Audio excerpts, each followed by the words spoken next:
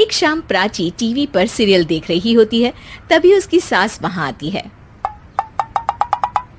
अरे सीरियल में तो ऐसे मग्न है जैसे आज रात का खाना पड़ोसी आकर बनाएंगे।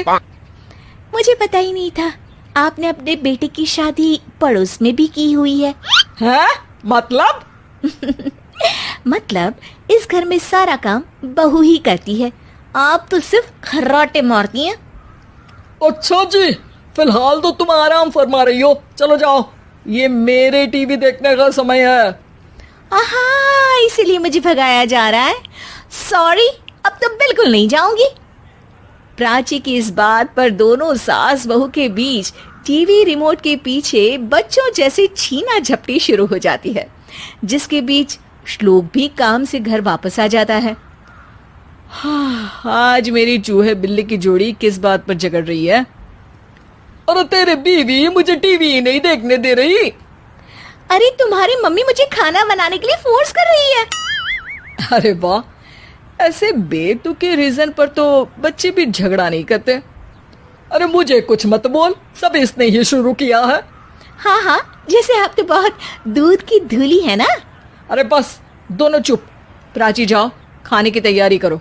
और माँ तुम छोड़ो, तुम्हें क्या बोलूं, शांति से अपना सीरियल देखो, मुझे दोबारा लड़ने की आवाज सुनाई नहीं देनी चाहिए।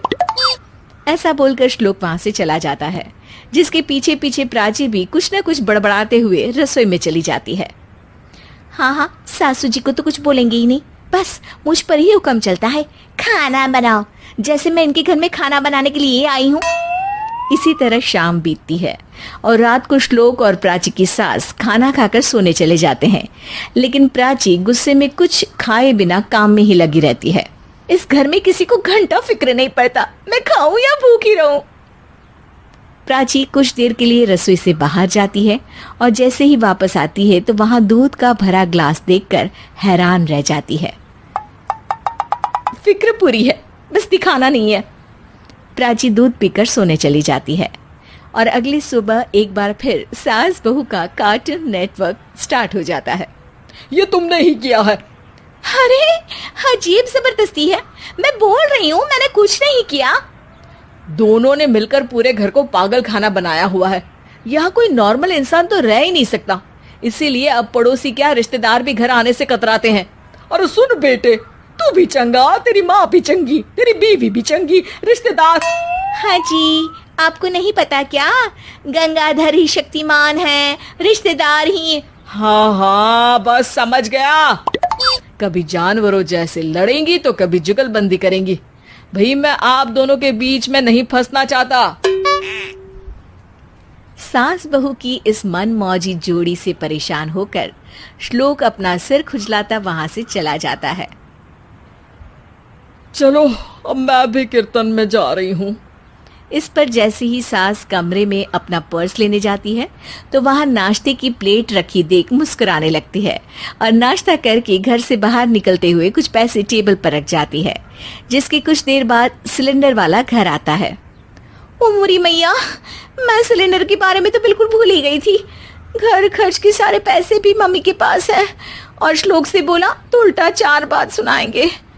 प्राची ये सोच ही रही होती है कि अचानक उसका चेहरा चमक उठता है और वो घर में आकर इधर उधर देखने लगती है।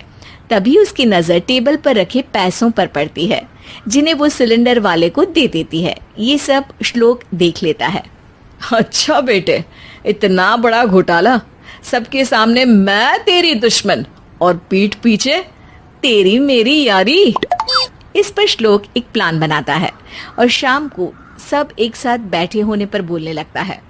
माँ, तुम दोनों की बहुत लड़ाई होती है, इसलिए मैं सोच रहा हूँ कि प्राची को उसके घर छोड़ाऊं, इससे वो भी खुश रहेगी और तुम भी। अचानक श्लोक की ये बात सुनकर सास बहू शौक से उसकी तरफ देखती हैं। अरे ऐसे कैसे घर छोड़ाओगे, मुझे कहीं नहीं जाना।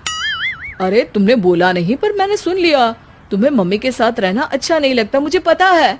अरे वो, अरे जब बहू खुद कुछ काम बोले तो वो तुझे सुनता नहीं, और अब जो इसने बोला ही नहीं वो तू समझ गया। जब उसे नहीं जाना तो फिर जबरदस्ती क्यों कर रहा है?